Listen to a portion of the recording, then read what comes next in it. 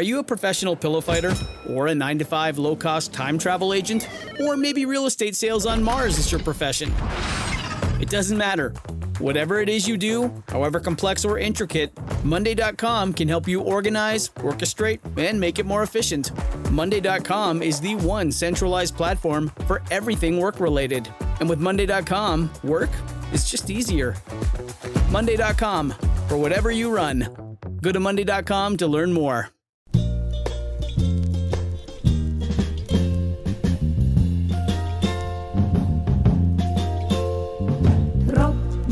Regen auf mein Kopf. Hinter via Deckelbus ist die kleine Fahrt beim Top. Geht mir kein Sach mit, die Rock. Hey everyone, welcome to Kill Me Now with Judy Gold. I am your host, Judy Gold, and I just want to say I did my first live podcast taping this a few days ago, actually, with the one and only Al Franken. Where's my bell? Wait, hold on. I'm getting my bell. Here's my bell. My bell. So it was so fucking great to be, just with an audience and being able to see him, even though my neck hurts because the stools at the theater were horrible that we were sitting on. But what an interesting man. What an accomplished man. Part one is fantastic. And part two is fantastic too, but we do get into the politics in part two. We talk about SNL, his time at SNL. We talk about him growing up. It was just, I have loved him forever, since 1980 when he was on Saturday Night Live and I was 2 years old. Anyway, I also want to say that today, when the podcast drops, Tuesday, is my 60th birthday, and I am freaking the fuck out. But everyone's like, 60s are great, 70s suck. But you know what? I think 50s are great. I don't know about the 60s yet, but I can't believe I'm 60 years old and I have to get my roots done. So, yeah, this one is a tough one. It's a tough one. I can't even believe I was ever concerned about being 30, 40, or 50. Okay? Right then. Also want to let you know, upcoming dates for me are on December 3rd, I'm in Scarsdale at the B-Side Comedy Club, and the 7 o'clock show is sold out. There's a 9 p.m. show. Get your asses there. There's not a lot of tickets. December 14, I'm at the Chosen Comedy Festival in Miami, Florida. The 15th, I'm at Boca Black Box in Boca Raton, Florida. And the 25th, I'm at Stand Up New York for a Christmas. I think I'm doing 2 Christmas shows. So get your asses there because you fucking hate your family anyway. But yeah, so I'm getting ready to, have to be busy in December. But I'm also really happy about the election. Can you fucking believe it? I can believe it. I think I was very positive. I was very positive. I thought, you know what? Young people aren't going to put up with this shit. And I was 100% right. I should be a pollster because those pollsters are fucking lying assholes. They don't know what the fuck is going on. They can't read the temperature of the country. And fuck that orange piece of shit. Good. I hope he's taking it. Can you believe he's still alive? I can't believe it. My neighbor upstairs died. Nicest guy in the whole world.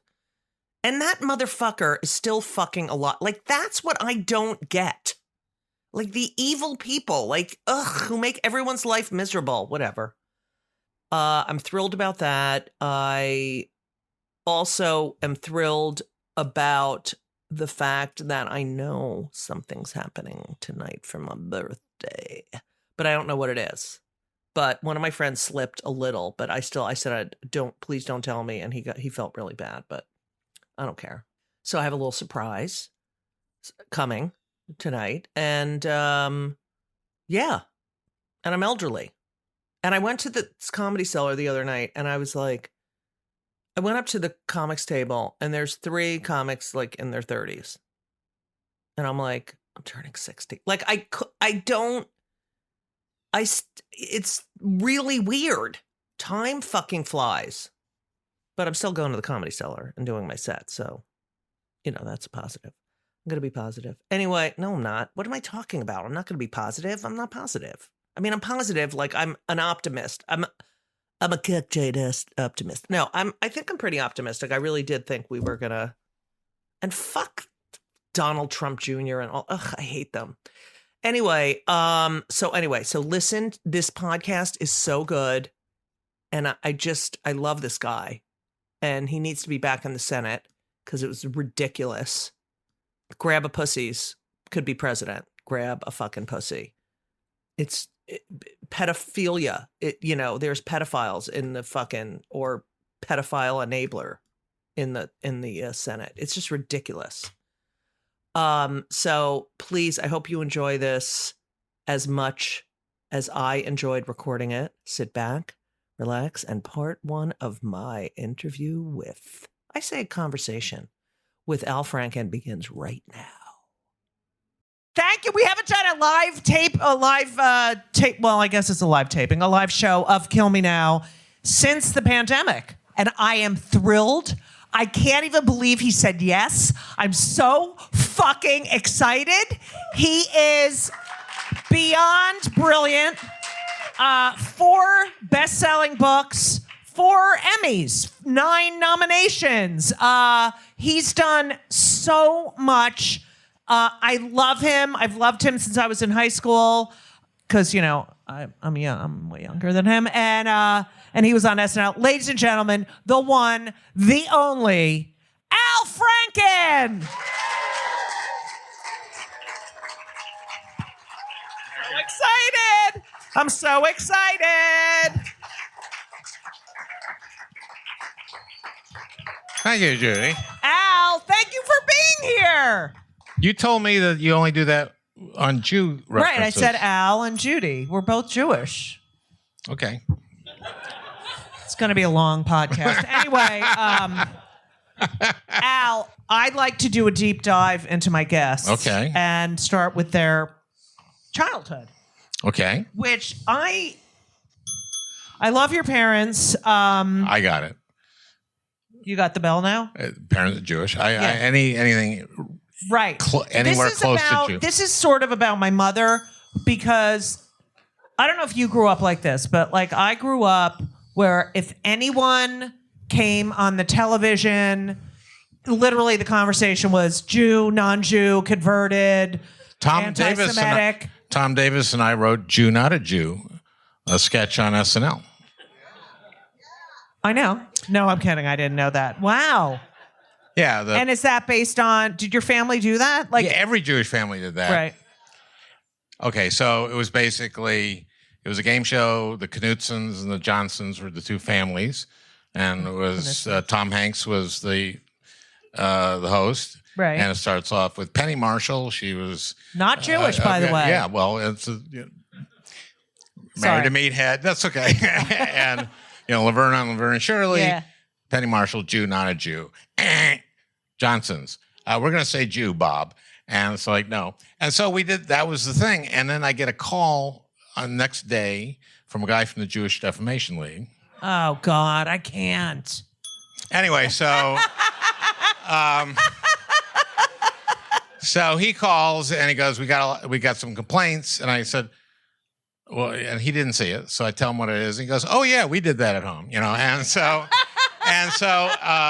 he goes, oh, okay, yeah, I get it. Oh, that's funny. That's really funny. 2 days later, we get a letter from him complaining. So I call him up and I go, what the fuck was that? And he goes like, oh, I had to. And and then he says, by the way, my son-in-law is coming in from Pittsburgh. Could you get him tickets? It's unbelievable. It's unbelievable. Oh, God. The chutzpah of the man. Exactly. Thank you. I don't even have to do it. You're not going to be able to hit the damn thing. Tonight. Your parents, Joseph and Phoebe. Okay, I'm going to stop doing that because... No, I love it. Isn't it good? I don't. They don't like it? Well, I don't. Yes, they love it. All right. Do you guys like my Jew bell? See? People come to my shows with a bell. Okay, good. And they want me to sign it. I mean, they have no life, but it's nice that they... All right. Okay. All right. So we have Joseph. Is that your hook? The bell? No, this is my hook. I don't know. I don't even know when I started doing it, but it was like And my mother died, and I was like, she was so proud of being Jewish, and I want people to know how much we contribute to the world, because there's not a lot of us, and everyone fucking hates us. As my mother, they all hate us. Everyone hates us. The minute you leave the room, they're gonna call you a dirty Jew. They all hate us. Okay, healthy environment very, yeah. that you grew up in. So your parents did not attend college. Right. My dad didn't graduate high school. His father died when he was 16, so he left school. Horrible. It's not. It's just that you can't. He died. His dad died of tuberculosis in 1924. No way. Yeah. Wow, that's terrible. I mean, I don't know what to say to that. But they were German Jews, right? No. Yes. Oh, good. I'm glad yes I did this research. German Jews but and Russian. My dad's side, Franken, is German Jewish, and the mother's side was Russian. Oppenheimer, and the mother's side's Russian. Yeah.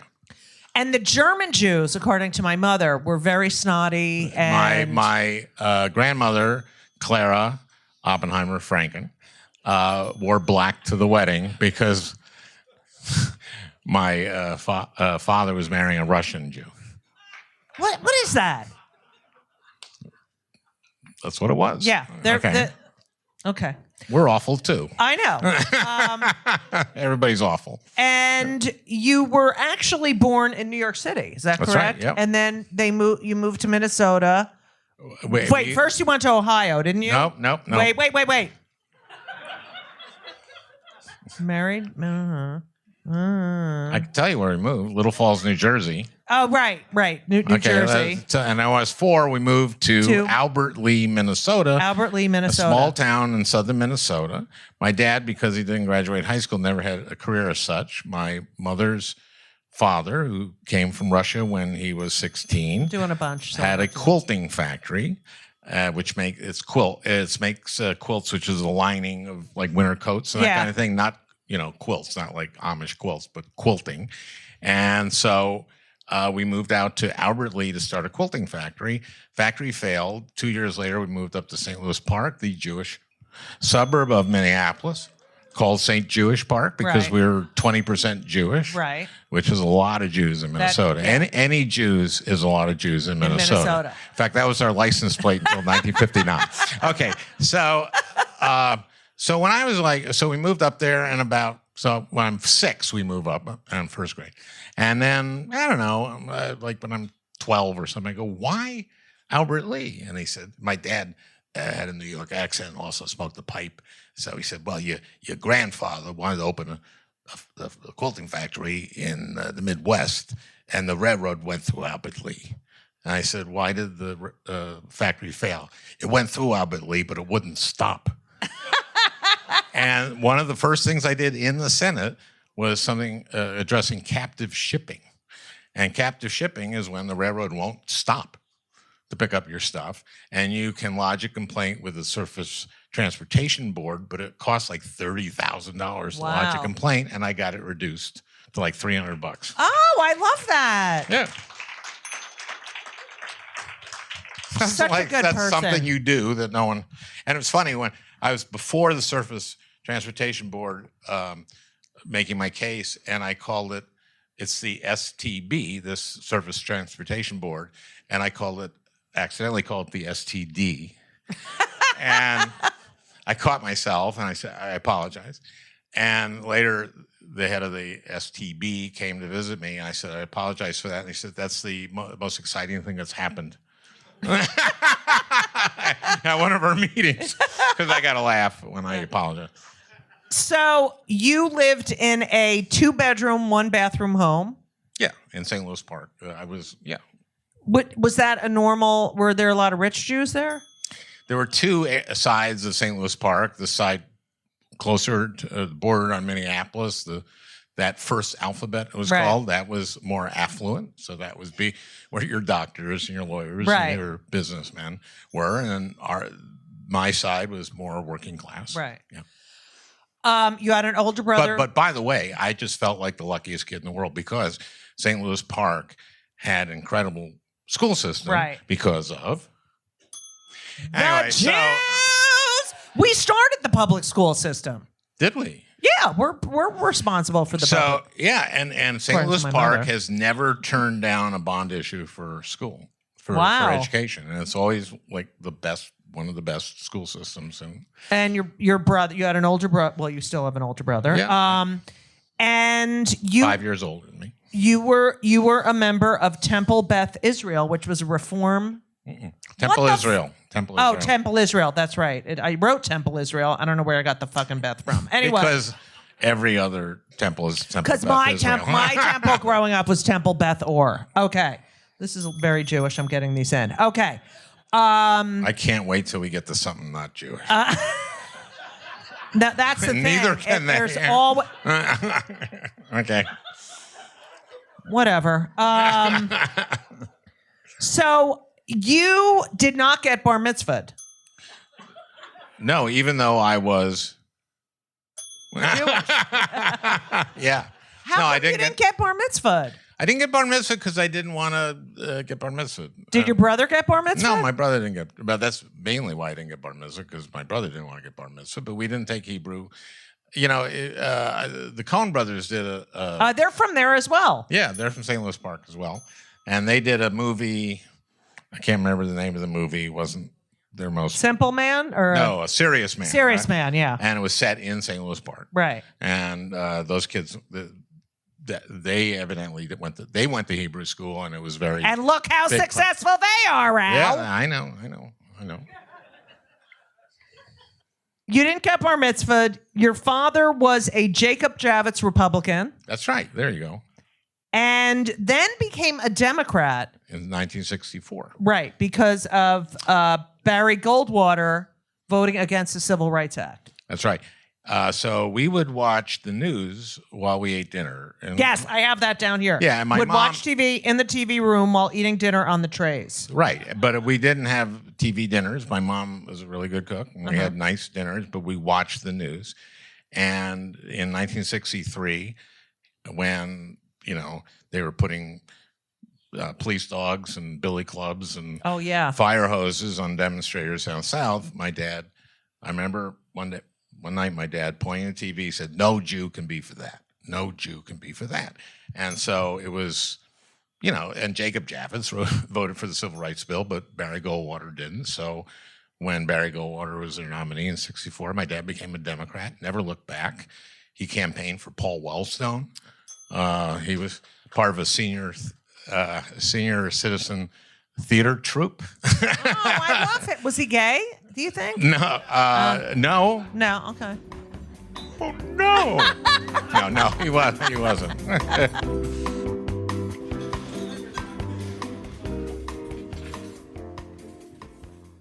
This episode is brought to you by Progressive Insurance. You chose to hit play on this podcast today. Smart choice. Make another smart choice with Auto Quote Explorer to compare rates from multiple car insurance companies all at once. Try it at progressive.com. Progressive Casualty Insurance Company and Affiliates. Not available in all states or situations. Prices vary based on how you buy. So in I think it was 57, the Sputniks, the Russians, Sputnik. the Sputniks, the Russians, And oddly, created the Sputnik sounds Jewish, but yes, it isn't. It is not.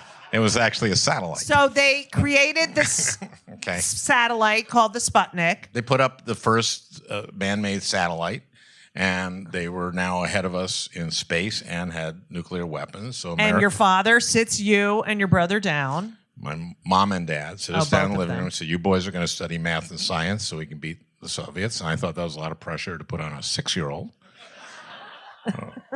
But my brother and I, they said, "You boys are going to study math and science." So we did. And my brother was the first in our family to go to college, and he went to MIT. Majored in, got a degree in physics, and became a photographer. Right.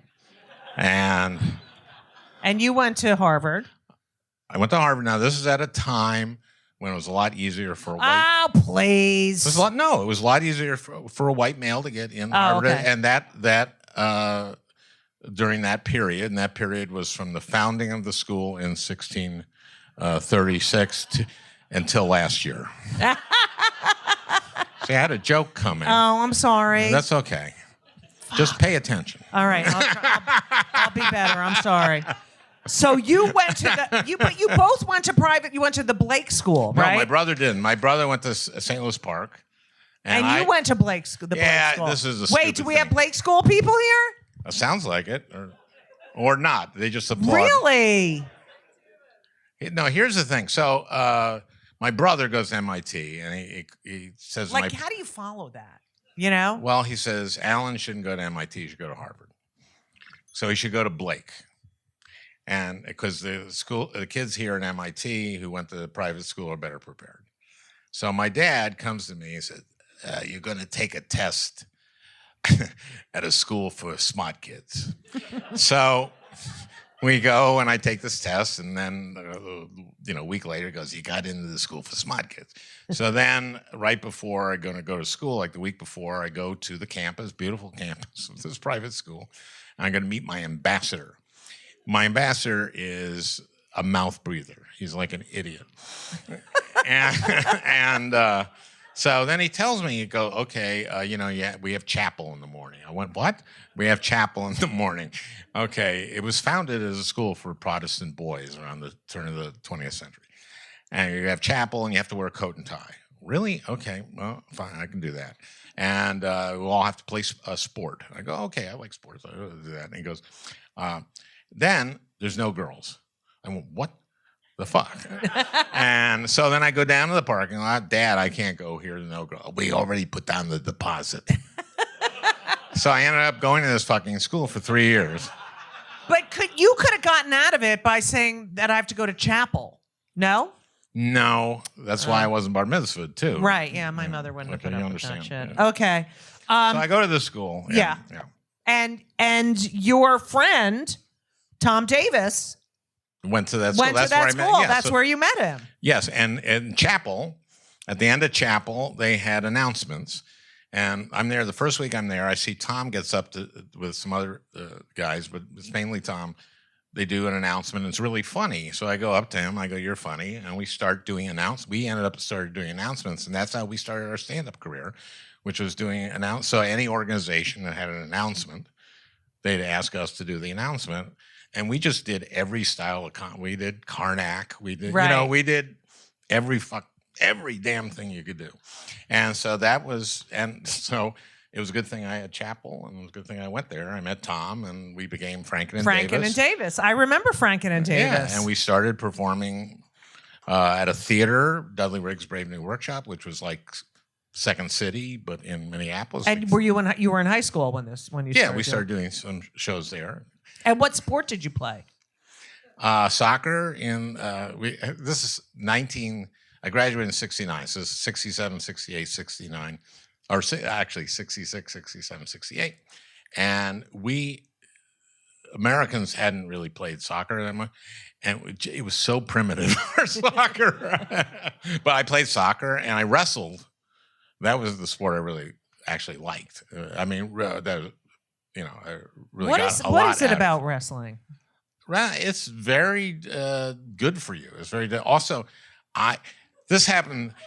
I don't understand. And the ear thing that happens, all wrestlers have like that weird ear. No, they like don't. You're thinking pro wrestlers or really good wrestlers, right? And who wrestle in college. Yeah. I didn't wrestle in college.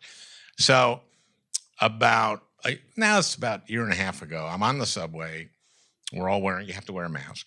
And I'm getting on the subway, and there's this guy there who looks like Eminem. He's like, but not talented. He was, and I need to sit down there, and there's the pole here, and he won't move his fucking legs. But then okay. So I sit down. So he's already a little bit of a jerk. He's not wearing his mask. So I do this thing where I go like, you know what? I do this a lot. I forget that I don't have my mask on when I go to the subway.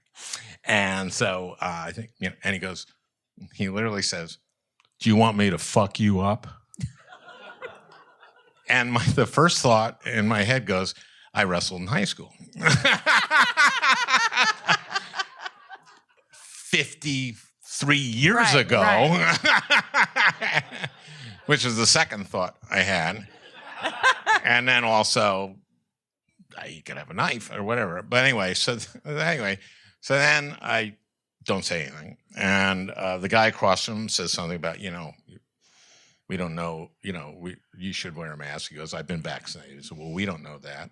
And now I got another guy with me, so I'm now a little bold. Right. So I go like, you really shouldn't threaten people.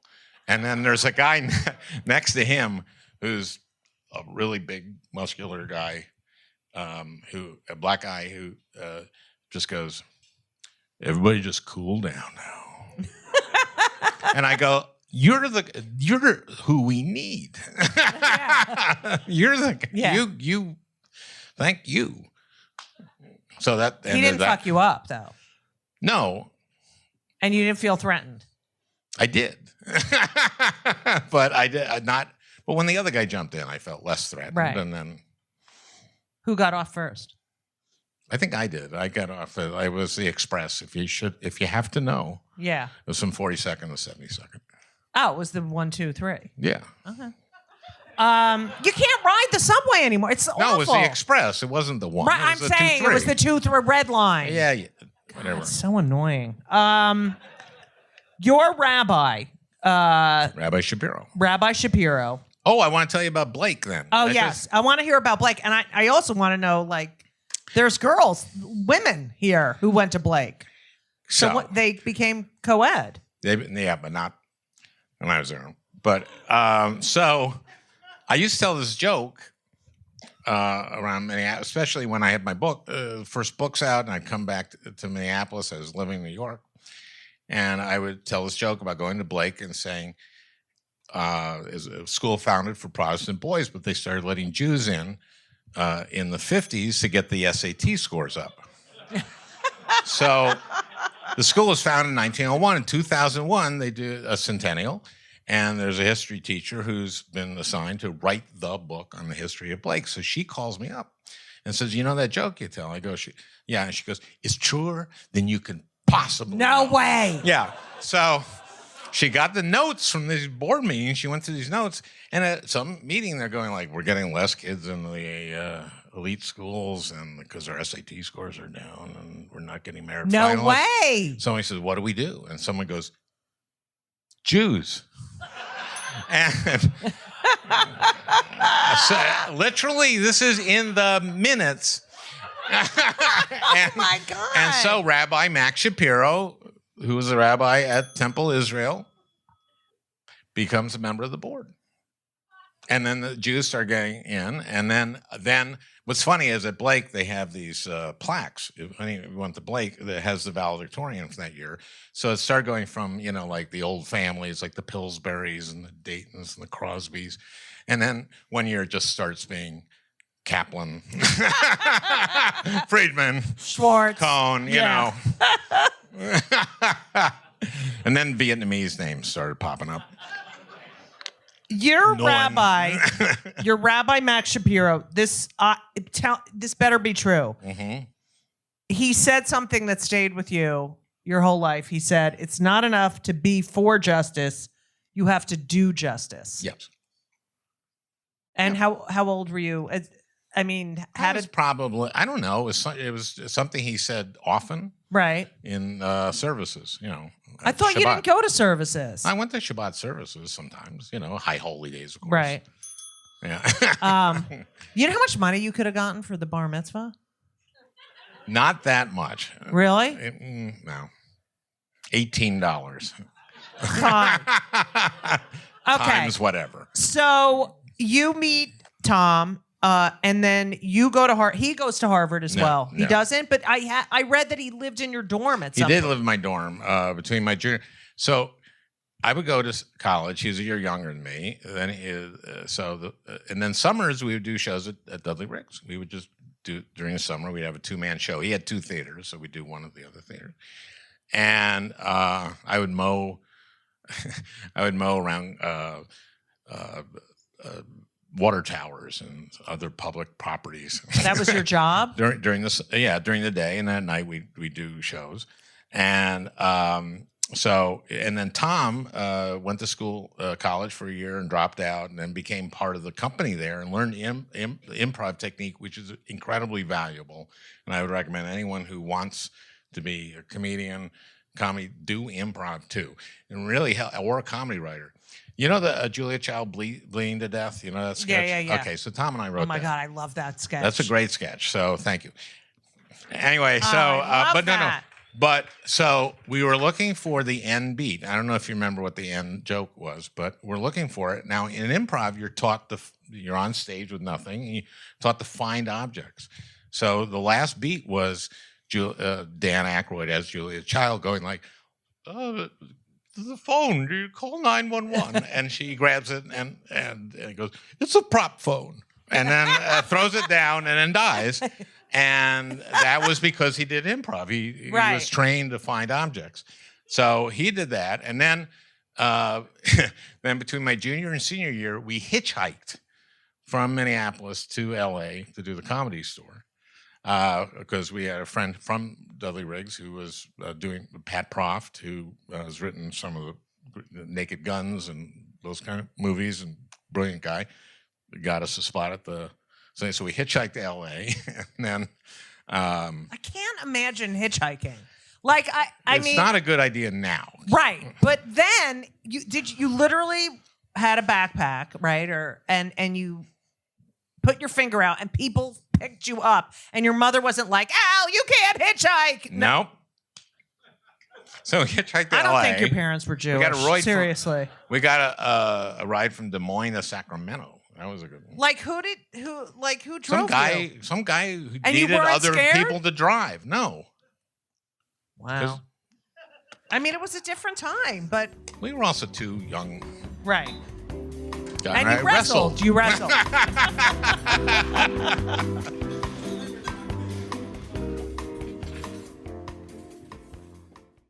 This week's episode of It's Judy Show with Judy Gold is sponsored by BetterHelp. And if you know me, which I think you do because you're listening to my podcast right now, you know that I am a big advocate for therapy. I think it benefits everyone. I think there's so many people who need it, who don't partake. It is so important for your emotional health and well-being. Therapy is fantastic. It is in every stretch of the imagination. And if you're thinking of starting therapy, please do it. But please give BetterHelp a try. It is entirely online. It's designed to be convenient. It's flexible. It suits your schedule. You fill out a brief questionnaire to get matched with a licensed therapist, and you can switch therapists anytime for no additional charge. I have switched therapists in my life. I've had many, many therapists, and sometimes it's not a great fit for you, but don't give up.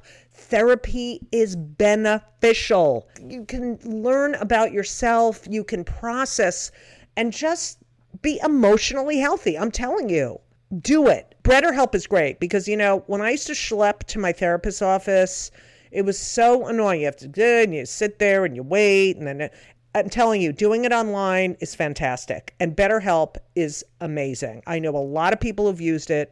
So if you're thinking about therapy, go to BetterHelp.com. Let the gratitude flow. This is Gratitude Month, people. So you need to let the gratitude flow with BetterHelp. Visit BetterHelp.com/JudyGold, JudyGold, today, and you will get 10% off your first month. That's BetterHelp, HELP.com/JudyGold. You're welcome.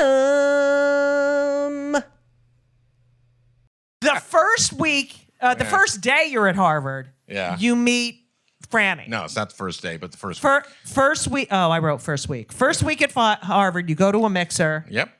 And you meet Franny, who goes to Simmons College. Right. And I see her across the room, and she's organizing some girls to leave. And I see her, and she's beautiful, and I just like the way she's dealing with the other girls. So I go over, and I ask her to dance. We dance. I got her ginger ale, and then I escorted her back to her dorm, made a date. So when my daughter is 6 years old, the teacher assigns them to write, "How did your parents meet?" My daughter said, "My dad asked my mom to dance, bought her a drink, and took her home."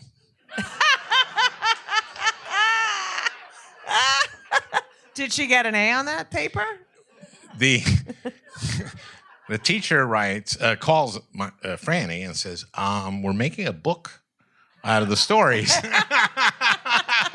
And I'm wondering if you want, and Franny said, she wrote it, you can keep it, keep it in. So it's a fun story. It was, Norm Coleman used it in the first ad against me. No way. No. Oh, that's so funny. Yeah, I wouldn't put it past him. Franken asked Franny to, bought her a drink and took her home and had sex with her. It kind of sucks meeting your future wife the first week you're at college. Yeah, in retrospect, very stupid. Right. But we've been married 47 years, and we have 4 grandchildren and 2 kids. 2 kids, 4 grandchildren. I like her. I met her. Yeah, she's fun. She's nice. She's great. All right, it's hard being in a relationship with a comedian, don't you think? I wouldn't know. I said that for Elisa, who's here. You don't know what it's like. You don't know what it's like. Okay, so you graduate college, and you had originally were going to study physics. You were thinking about studying physics. Well, my parents said study math and science so you can beat the Soviets. And you got a degree in behavioral sciences, basically. Okay. Social relations, it was called there. But it was, behavioral. It was sociology and anthropology. Yeah, but psychology. Comedians are kind of anthropologists. No. And also it's good. It was a good discipline, although I wasn't as serious a student as I should have been. Right. Because Tom and I were doing, actually, I decided after I gave up, I took a psychological test. I was very depressed after like 2 months there because I realized I couldn't be a scientist. I just wasn't fit psychologically for it. Franny said, go to the counselor's office. And I took this thing, which is you answer 500, or you answer yes or no to 505 statements. And the only reason and it was a Minnesota multiphasic personality inventory. The only reason I know that is I wrote a memoir a few years ago, and I went like, I wonder what that was, and I did a Google search on the one of the 505 statements that I remember, which is, I have not had any black and tarry bowel movements, and every result. Yes, absolutely. Okay, absolutely. Anyway,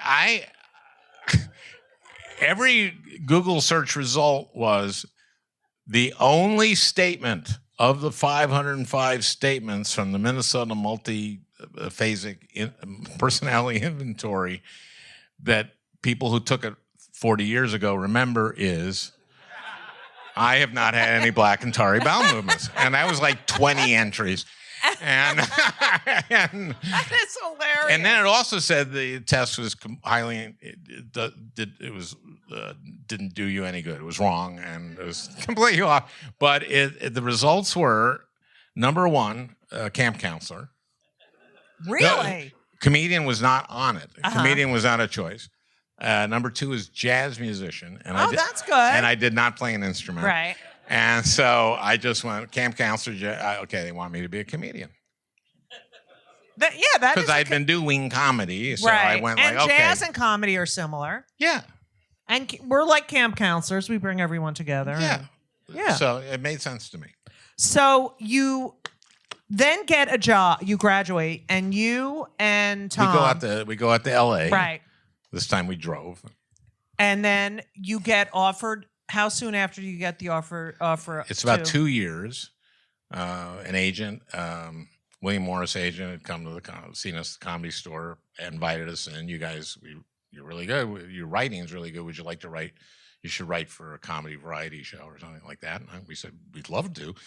The only shows that were on comedy variety shows were The Tonight Show, which was a great show, but we were not right for writing that. Right. We were not mighty Carson Art players or monologue. Carol Burnett, great show, but I just love that not show. our Yeah. generation. And then Sonny and Cher, which was kind of crappy. Right. And so we said, well, we're not right for anything. He said, put a package together of a show you'd like to work on. So we wrote, and I'll always remember, this was a 14-page package. And for anyone who's submitting packages for writing samples, don't write 50 pages. You can tell after a page, right? Whether anyone's. So we had a news parody, we had a commercial parody, we had a sketch, which was a Sonny and Cher show. It was Sonny and Cher, a parody of them, and we did a conceptual film, and that was it. 14 pages.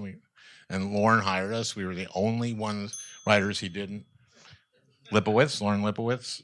Now Michaels. Yeah. And I love that. It just doesn't happen like that anymore. Now, you have to go on, you have to it was so exciting then where you didn't know who was in the audience and who was going to change your life. You'd go do a set and there'd be that's true. It doesn't happen like that anymore. Well, all this was in its infancy in terms of comedy clubs and stuff like that. There just weren't any. I mean, there was at that time it was just the Comedy Store. There was a place called Ye Little Club in Beverly Hills, and there was the Ice House in Pasadena. I there, and that was kind of it. And there wasn't the what are these places called? What are these comedy clubs called? Like the Mike and Stool. Right. I mean, these the Punchline. Right. The Punchline. Ha-has. Yeah. Yeah. So Tom and I worked across the street from the Punchline at the Setup. The Setup? We worked across the street from the Punchline called the Setup. At a club called the Setup. Around the corner was the Tag. I made Al Franken laugh, everyone, ladies and gentlemen. The callback was so you got hired, both of you, and you had to split $350 a week. Yes. And we were so thrilled. Right. Yeah. And who was... Because we were hired as one apprentice writer. Right. Yeah. And who was it was the second year it was on, is that correct? Well, no. We were the first. Original, yeah. We're the original. We got there day one. Did you have any idea that this would be such a cultural phenomenon? Well, I was a cocky bastard. And so, I met, Michael Donahue the first day. Right. And then I met Danny and Gilda and, Chevy and other writers on the show. Alan Zybell. So yes, there you go. That's right. Okay. But, and I remember very early on saying to Tom, this is going to be a big hit. And we had been through enough pitches where people loved our pitch and then never called us back again. He went, yeah, right. But it was. Some of my favorite, you created Stuart Smalley. Yeah. And you were there, and then you left, and then you came back. Right. We did the first 5 years. Right. And then when Lauren left, we left. And so we did 75 to 80. Then Lauren left from 80 to 85. We came back. And then we were there from 85 to 95. You did a sketch, which I watched today, which was so hilarious. Thank you. Called... That sort of, sealed your fate. It was called A Limo for a Lamo. Oh, yeah. Yeah. It was, first of all, I'm looking at Jane Curtin wondering, did they know that you were going to do A Limo for a Lamo? Yeah. Everyone says it. It was so funny because one of the executives who was in charge of the show said, don't do this. Really? It was basically, NBC was in the toilet and Fred Silverman was the head of it. And I just did a thing about how cast members on the show got limos, but I didn't. And Fred Silverman gets a limo. And then I had people write to... Oh, it was so funny. You had... Limo for a lamo to 30 Rockefeller Plaza to Fred, at Fred Silverman's. I got the office number and they got thousands of letters. They did? Yeah. So you and it's when people wrote letters. Right. And you held up this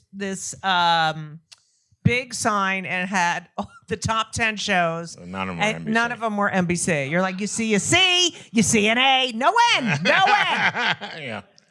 It kind of poisoned the relationship between Fred Silverman and the show. Right. And Lauren, yeah. And me. do you regret that at all? Nah. Yeah. It was really funny. I don't. Now, you were heir apparent for Lorne Michaels, right? I don't think That's so, what but I've if I read. was, that was That wasn't happening. that wasn't going to happen after that.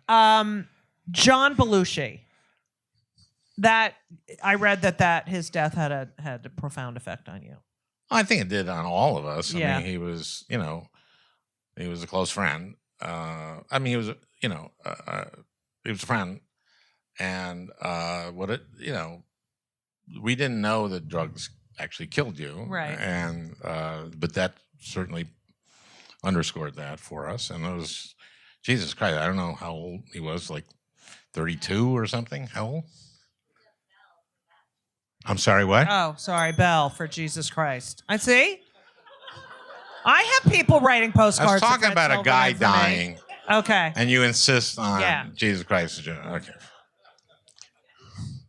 No, anyway, so yeah, it was tragic, and What was it like? Like, I know everyone says it's hell to work there. They still say that. But what was no, it it was like? great. But people are. It was great I to mean, work there. You work 24 hours. Like, No, I mean the schedule wasn't so bad.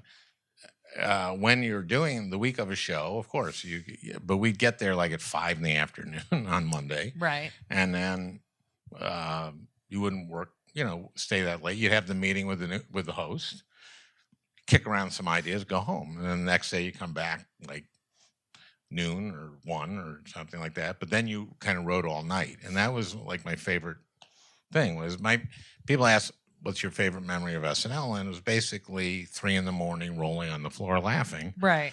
with, one of the cast or writers. It was just, and we really were collaborative as a writing staff and the cast. Remember, we only had 7 cast members, and we had like 11 or 10 or 11 writers.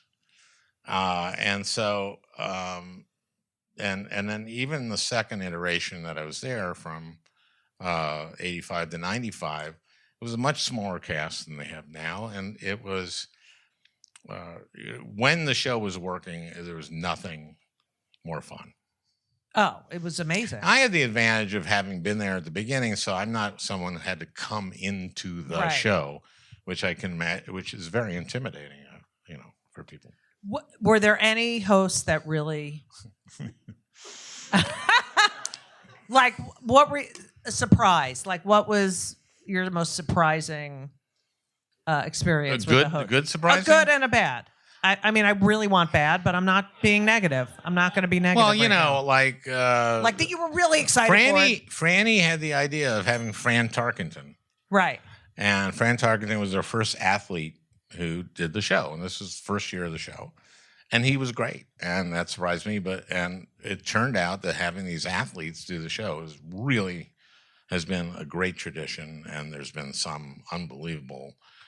Peyton Manning, I thought, did an amazing show. I wasn't there then, but I mean, that was so great. And then, there were people that were, but the worst was Steven Seagal by far. Like, he lapped everybody else. Wow. Okay, I could. Donald Trump maybe was also. I wasn't there for him, so Yeah, I'm no. just my experience. But I don't think All he right. could be as bad as Seagal. So. All right. He was stupid, arrogant, just awful in way. But okay, so we do read through, and you do read through, and then Lauren meets with the host, and one of the producers or a couple of producers, depending on what iteration of the show it is. So after the read through, it's like me, Lauren, and Seagal, and we're going through the sketches, and Seagal, who had he was an idiot and nothing. He goes like, "What if we did a sketch where I'm a psychiatrist, and Victoria Jackson is my patient, and I hypnotize her, and I have sex with her, and then I tell her that she's got to come back every week. So Lorne has to have a relationship with the host, so he can't say what needs to be said. You fucking piece of shit, predator. Who so the he fuck kinda, do you Lorne think you are? turns to me, and I go, and I just can't. I go like, so you would have us do the ugliest sketch that was ever on in the history of television? And he just went, you don't like any of my ideas. So, and he was awful in so many other ways that I just not worth it to go into. But like a few weeks later, so Nicolas Cage is hosting, and he's doing the monologue out, where you do the monologue at home base. And he starts talking about he had just done Moonstruck and Honeymoon in Vegas. He had just done both of those, and they had been out.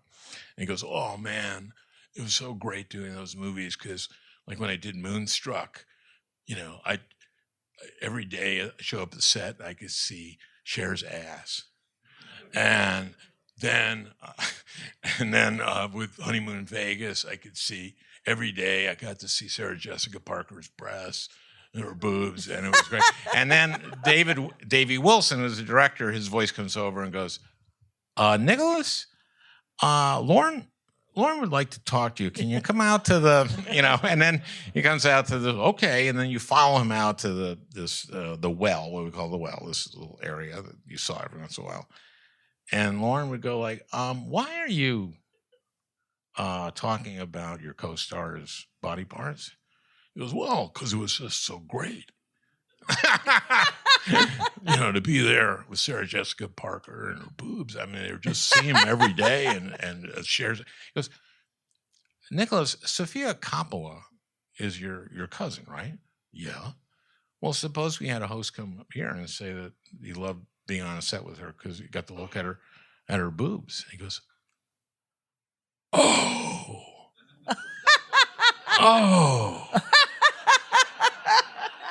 Oh, you must think I'm the worst host you've ever had. And Lauren goes, no, that was Steven Seagal. So, a few weeks later, I'm doing the Tonight Show. I'm booked to do a shot on the Tonight Show, be a guest. And Jay's the host. And I looked in the TV guide. We had TV guide at this time. And I see the show is the Ramones and Al Franken. And I'm going like, that can't possibly be the Tonight Show. There's got to be a guest, first guest, right? I get there, it's Steven Seagal. No!